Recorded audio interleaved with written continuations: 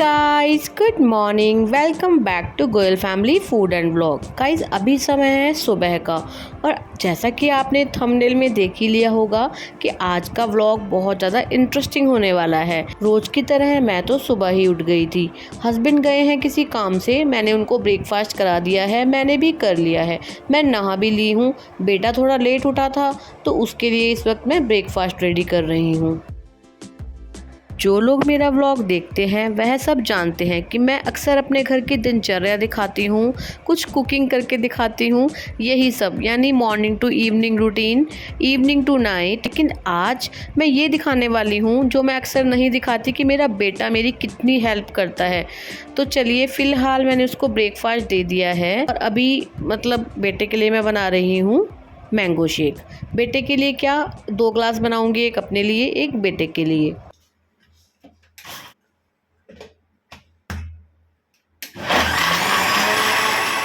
Guys, आज मैंने सुबह ब्रेकफास्ट में बनाए थे टिंडे। बेटे का ब्रेकफास्ट भी इसीलिए लेट हो गया था, कुछ तो वो लेट उठा था, कुछ उसने सुन लिया था कि आज मम्मा ने बनाए हैं टिंडे, तो उसने साफ मना कर दिया था कि मैं टिंडे के साथ रोटी नहीं खाने वाला। लेकिन मैं इस मामले में बहुत ज्यादा ढीठ हूँ। मैंने काफी माओं को देखा है कि बच्चे बोलते हैं मम्मा मुझे ये नहीं खाना, मुझे ये बना कर दे दो, तो माएँ तुरंत बना कर दे देती हैं। और ऐसे ही बच्चों की ना गाइस आदतें धीरे धीरे बिगड़ती रहती हैं। मैं अक्सर बेटे से ये पूछती हूँ कि मुझे रीजन तो बताओ कि क्यों नहीं खाना। मैंने बेटे से पूछा तो बेटे ने बोला इसका तो नाम ही इतना बुरा है तो टेस्ट कितना बुरा होगा। तो मैं बेटे के सामने ही बैठ गई अपना ग्लास लेकर कि मुझे खाकर बताओ कि इसका स्वाद अच्छा है या बुरा। और गाइस, आप यकीन मानिए, बेटे ने एक बाइट ली तो उसको टिंडे की सब्जी इतनी ज़्यादा टेस्टी लगी कि उसने कहा कि मम्मा बहुत ज़्यादा अच्छा बना है। अब आप बताइए, अगर मैं उसकी बात मान लेती कि नहीं टिंडे उसको नहीं देने, उसको अच्छे नहीं लगेंगे, बच्चे का पेट ही नहीं भर पाएगा, तरस खा लेती, तो क्या उसको समझ आता कि टिंडे की सब्जी वाकई में इतनी टेस्टी भी हो सकती है। गाइस, मुझे ऐसा लगता है कि बच्चों की आदतों को सुधारना या बिगाड़ना पूरी तरह से हमारे अपने ही हाथ में होता है। फिलहाल ब्रेकफास्ट किए हुए हमें 10-15 मिनट हो चुके थे। अब मुझे धोने थे कपड़े। मैंने अपनी वॉशिंग मशीन छत पर रखी हुई है, तो मुझे सारे गंदे कपड़े नीचे से ऊपर लेकर जाने होते हैं। फिलहाल आज बेटा घर में है तो बेटे ने बोला मम्मा मैं हेल्प करता हूँ, मैं आपका कपड़ों का टब ऊपर पहुँचा दूंगा। गाइस, वैसे तो ये कपड़ों का टब बहुत ज़्यादा भारी नहीं था कि मैं अकेले नहीं उठा पाती, लेकिन जब बेटे ने बोला मैं हेल्प करता हूँ तो मैंने कहा चलो ठीक है।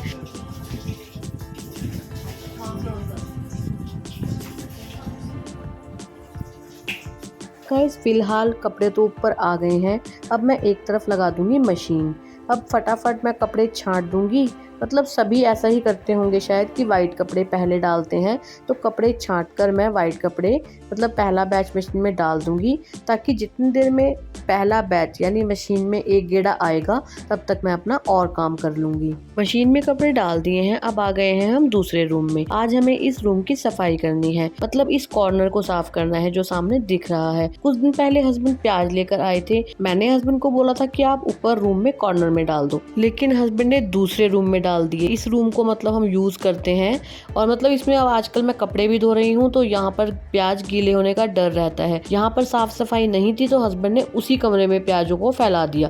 फिलहाल अभी हमें उस कमरे में से प्याजों को उठाकर इस कमरे में शिफ्ट करना होगा, लेकिन उससे पहले हमें इस कमरे की सफाई करनी होगी। लेकिन सफाई करने से पहले हम अपना फेस कवर कर लेंगे ताकि डस्ट से बच सके। एक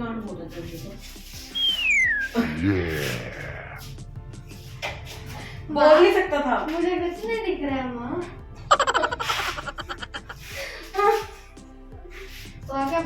गाइस, बेटा काम तो मेरे साथ करवाता है, इसमें तो कोई शक नहीं, लेकिन उसकी शरारतें साथ साथ चलती रहती हैं, जिसकी वजह से हमारा भी इंजॉय होता रहता है। वैसे बेटे के फेस को कवर करना बहुत ज़्यादा मुश्किल है। इसको मुंह पर फेस को कवर करना, मास्क लगाना या कुछ बांधना बिल्कुल भी पसंद नहीं है। और मुझे डस्ट से इतनी ज़्यादा प्रॉब्लम है कि हल्का सा डस्ट में जाते ही मुझे खांसी जुकाम हो जाते हैं, इसलिए मैं ऐसा रिस्क बिल्कुल भी नहीं लेती। मैं तो सबसे पहले अपना फेस कवर करती हूँ। मेरे को इस बार रिस्क लेने का ही नहीं है, बिल्कुल रिस्क नहीं लेने का है। चलिए हम हो गए हैं रेडी, अब लगते हैं फटाफट से काम में। अब बात आती है कि क्या हमें बच्चों से घर का काम कराना चाहिए। गाइस मेरा बेटा जब छोटा था तब से ही काम करता आ रहा है, लेकिन ऐसा नहीं कि झाड़ू पोछे बर्तन डस्टिंग सब कुछ। जब वो छोटा था तो वो अक्सर देखता था कि मम्मा कैसे काम कर रही है और मैं उसको उसके एज के अकॉर्डिंग काम देती थी।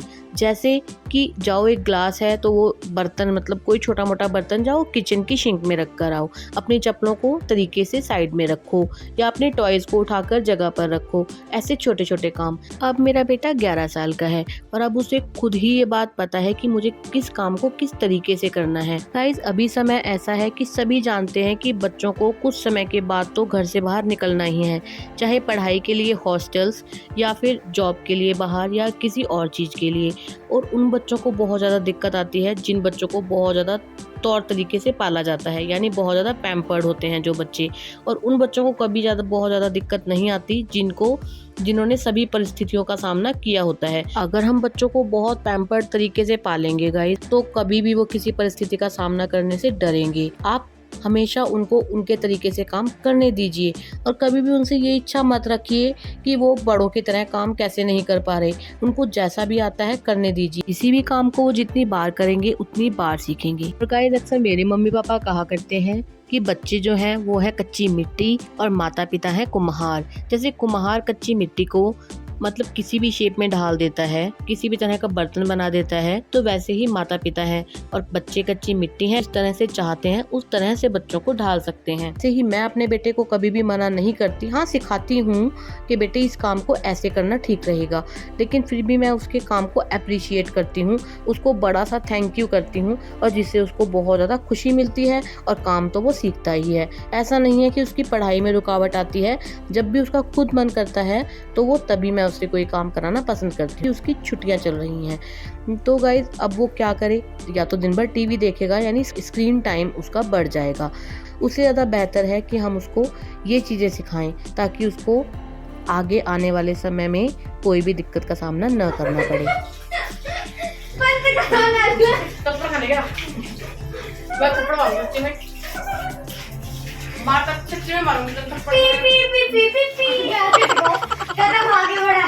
तोड़ ले अभी, सच्ची तोड़ ले बाप में मारो।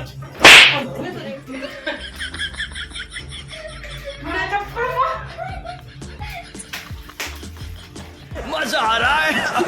क्या बात है भाई साहब, कुछ ज्यादा नहीं हो गया ये? मतलब कुछ भी। गाइज आपने देख ही लिया कि काम कराने के साथ साथ ये काम बिगाड़ता भी कितना है। गाइज ये बहुत ज़्यादा शरारती है और इसकी शरारतें इतनी ज़्यादा बढ़ जाती हैं कि जब इसको मार पड़ जाती है यानी पिटाई हो जाती है तब इसको चैन आता है। फिलहाल तो इसकी शरारतें बढ़ती जा रही थी, इसीलिए मैंने इसको डांट फटकार के वहाँ से भगा दिया और इसने मुझे गाइज पूरा गीला कर दिया था। सिर्फ मेरे कपड़े धुल रहे थे, दूसरी तरफ हमने कर दी थी रूम की सफाई। कुछ बाल्टियाँ प्याज की बेटे ने वहाँ पर शिफ्ट कर दी थी, अब कुछ मुझे करनी थी, यानी मिलजुल के हमने सभी काम कर लिया था खत्म। हमने सभी प्याजों को ठिकाने लगा दिया है, यानी दूसरे कमरे में शिफ्ट कर दिया है। फिलहाल जो प्याज के छिलके और मिट्टी बची है उसको मैं एक रफ बाल्टी में, ये बेकार बाल्टी मेरे पास पड़ी है, सभी छिलकों को मैंने बेकार बाल्टी में डाल दिया है। कुछ किचन वेस्ट भी मेरे पास पड़ा था वो भी मैंने इसके अंदर डाल दिया है। तो अब मैं इसके अंदर डाल दूंगी पानी, यानी कि ये फर्टिलाइज़र का काम करेगा और ये पानी रात भर पड़ा रहेगा और सुबह मैं इसी पानी को पौधों में दे दूंगी। फिलहाल मेरे सभी कपड़े भी धुल गए हैं और अब मैं पहुंच रही हूँ रस्सियों को। मेरे यहाँ छत पर लोहे की रस्सियाँ बंधी हुई हैं, यानी तारें बंधी हुई हैं, जिस पे अक्सर जंग मतलब अगर हम ऐसे ही कपड़े को डाल दें तो जंग लग जाता है गाइस। तो अक्सर मैं अच्छे से मतलब रस्सी को 3 से 4 बार पोंछकर फिर ही कपड़ों को डालना पसंद करती हूँ। ऊपर का सभी काम खत्म हो चुका था और ये सब काम करते करते हमें हो गए थे 2 से 3 घंटे, यानी बेटा तो पहले ही नीचे चला गया था डांट खाकर। बेटा तो पहले ही कह रहा था कि मुझे बहुत तेज भूख लग रही है और भूख मुझे भी बहुत ज्यादा तेज लग रही थी। अभी जल्दी में तो कुछ भी ऑप्शन समझ नहीं आ रहा था तो हमने फिलहाल बना ली थी मैगी खाने के बाद मैं नहा ली थी। वैसे तो मैं सुबह ही नहा ली थी, लेकिन ऊपर धूप में इतना काम करने के बाद इतना पसीना आ गया था कि मुझे दोबारा नहाना ही पड़ा। नहा धोकर मैं आ गई हूँ। बेटा कह रहा था मम्मा मुझे कोई फ्रूट खाना है। फिलहाल मैंने फ्रिज में देखा तो पड़ा था एक खरबूजा, मैंने वही काट लिया है। और गाइस इस वक्त खरबूजा, तरबूज और भी जो सीजनल फ्रूट हैं इतने ज़्यादा अच्छे आ रहे हैं, इतने मीठे मीठे खरबूजे और तरबूज आ रहे हैं कि मज़ा ही आ जाता है खाकर।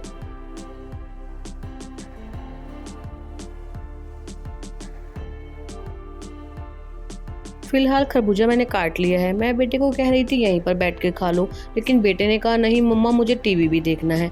चलिए कभी कभी बच्चों की जिद के आगे झुकना भी पड़ता है। अभी टाइम होगा 4:30-5 बजे का और खरबूजा खाने के बाद हमने काफ़ी देर तक यानी 1-1.5 घंटे तक टीवी भी देखा और उसके बाद मैं ले आई हूँ ऊपर से सूखे हुए कपड़े।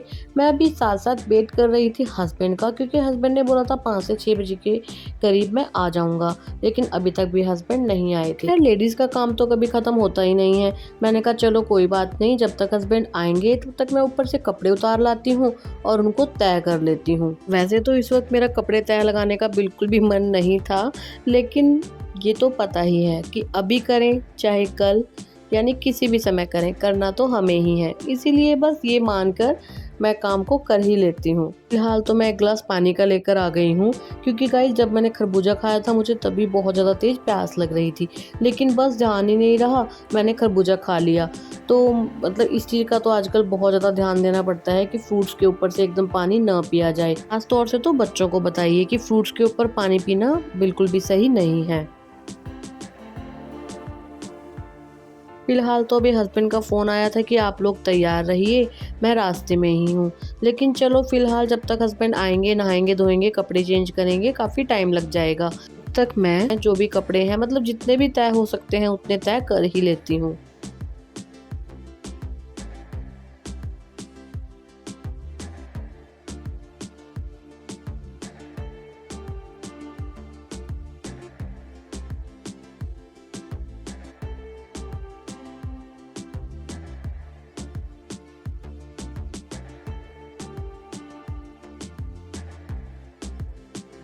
अपन हैं अपन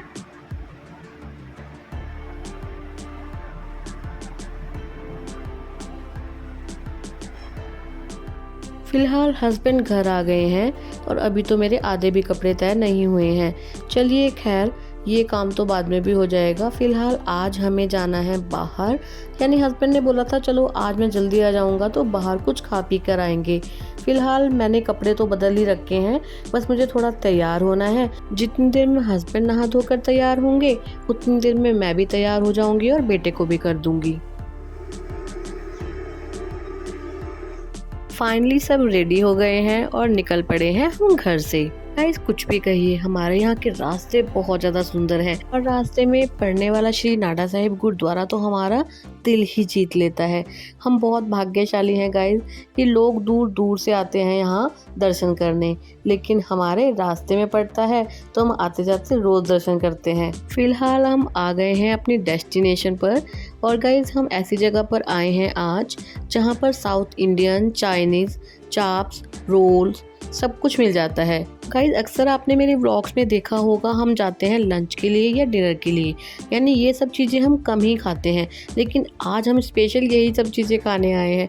हस्बैंड ने बोला है जिस जिसको जो जो पसंद है वो सब ऑर्डर कर लीजिए, तो हमने फ़िलहाल मंचूरियन और मोमोज़ और मुझे पसंद है साउथ इंडियन, तो इसीलिए मैंने मंगवा लिया है मसाला डोसा।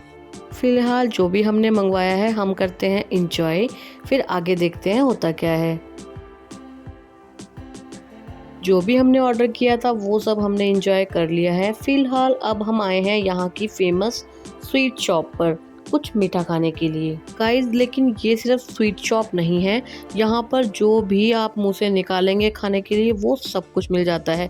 ये इतनी ज़्यादा फेमस दुकान है कि यहाँ पर बहुत ज़्यादा भीड़ होती है, मतलब इनका सिटिंग एरिया दुकान के ऊपर है और वहाँ अक्सर बहुत ज़्यादा वेटिंग होती है, इसीलिए हमने खाने पीने का बाहर ही रखा था। फ़िलहाल मिठाई या कुछ मीठा लेना होता है तो हम यहीं पर आते हैं। फ़िलहाल हम आए तो केक पेस्ट्री लेने थे, लेकिन सामने दिख गया आइसक्रीम, तो बस बेटे ने बोला मुझे तो चाहिए आइसक्रीम, क्योंकि पेस्ट्रीज़ मेरी और मेरे बेटे की फेवरेट है। हस्बैंड ने बोला आइसक्रीम खा ली है, क्या पेस्ट्री खानी है? हमने बिना सोचे समझे हाँ कर दी। फिलहाल पेस्ट्रीज़ हमने साथ में पैक करवा ली हैं, ये हम घर जाकर खाएंगे। पेस्ट्रीज़ हो गई हैं पैक।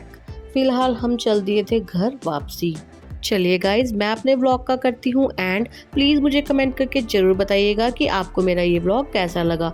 अगर अच्छा लगा हो तो प्लीज़ वीडियो को लाइक कीजिएगा, चैनल को सब्सक्राइब कीजिएगा। मैं मिलती हूँ नेक्स्ट व्लॉग में, तब तक के लिए good bye and take care.